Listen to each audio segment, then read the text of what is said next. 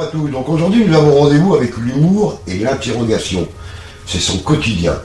Depuis 25 ans, il traque les photolescopages. Un jeu de mots, un jeu de photos qui recompose le monde.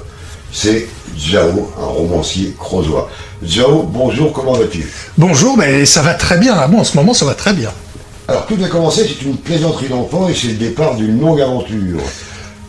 Oui, absolument. C'est pour ça que ça va très bien, d'ailleurs. Ça fait effectivement 25 ans, comme tu l'as dit, que je fais des photos un peu étranges, des photolescopages.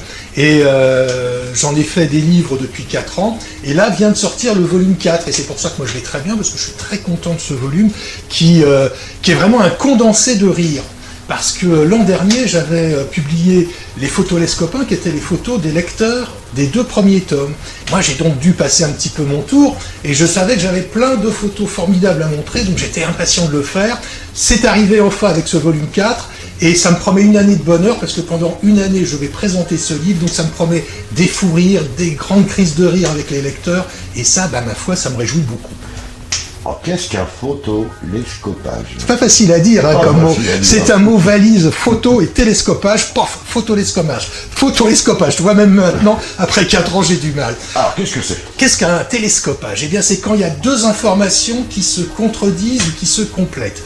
Le mieux, c'est d'avoir un exemple sous l'œil. Par exemple, dans ce volume 4, il y a une photo qui a été prise à Aix-sur-Vienne avec un panneau qui invite à découvrir Aix-sur-Vienne. C'est une bonne idée. Et puis un autre panneau, c'est une info pratique, ce sont les toilettes publiques, ça indique la direction des toilettes publiques. Alors les 2 informations sont intéressantes individuellement, mais alors réunies, c'est pas une bonne idée. Alors quel était le point de départ de cette publication? Alors la première photo, ça date donc d'il y a 25 ans, c'était du côté d'Arcachon, à la dune du Pilat, il y avait du sable partout, et émergeait seulement un poteau avec une plaque de rue des Sables. Ça m'amusait, cette rue des Sables, où il y avait effectivement que des sables. Alors j'ai pris la photo et puis j'ai continué. À l'époque, il fallait mettre de la pellicule dans les appareils photo. J'avais presque honte de dépenser comme ça de la pellicule photo. Et puis alors donc je continuais ces photos, je les montrais aux amis qui riaient beaucoup, qui m'incitaient à continuer.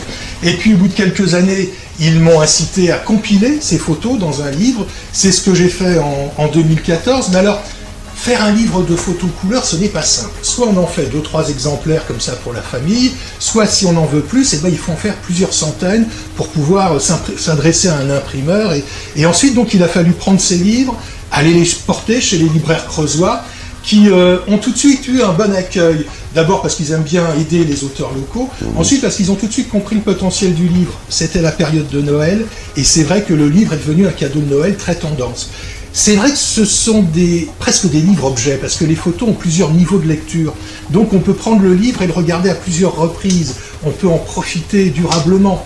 J'ai d'ailleurs appris, je ne sais pas si je devrais le dire, bon, tant pis, je le dis. J'ai appris une expression anglaise, ce sont des livres de toilette.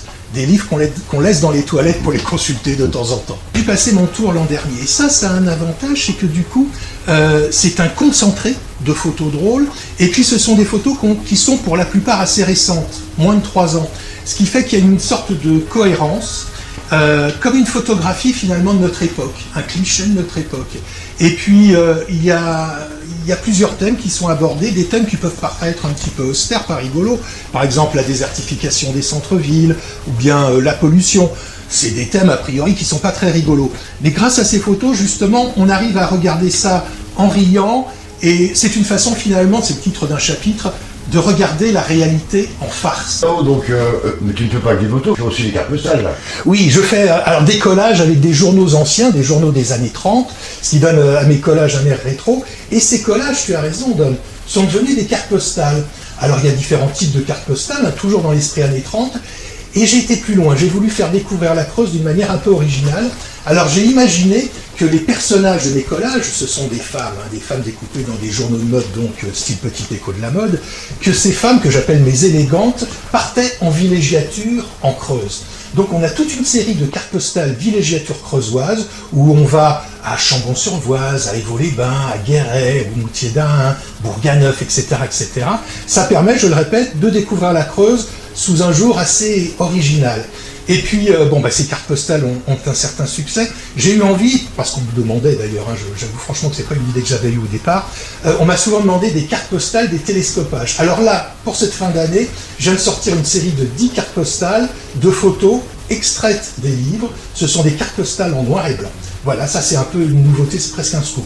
Prochainement, on peut se retrouver au Salon du Livre à Brive. Oui. Les 10, 11 et 12 novembre, c'est bien ça? C'est bien ça. Plein de rendez-vous en Creuse. On parlait de la foire du livre de Brive, mais il faut parler de toutes les séances de dédicaces qui auront lieu en Creuse en décembre, dans les maisons de la presse. Alors il y a Guéret, il y a Dun-le-Palestel, il y a Bourganeuf. Enfin, il va y avoir plein de séances de dédicaces.